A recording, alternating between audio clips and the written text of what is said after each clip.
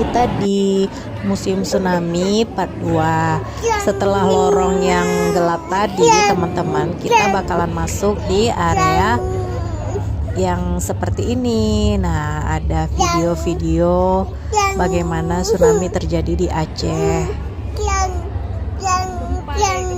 Nah, teman-teman bisa lihat ya, di sini ada gelombang air laut, ada rumah-rumah yang rusak, pohon-pohon yang tumbang. Nah, di gedung ini masih kelihatan gelap ya, cuma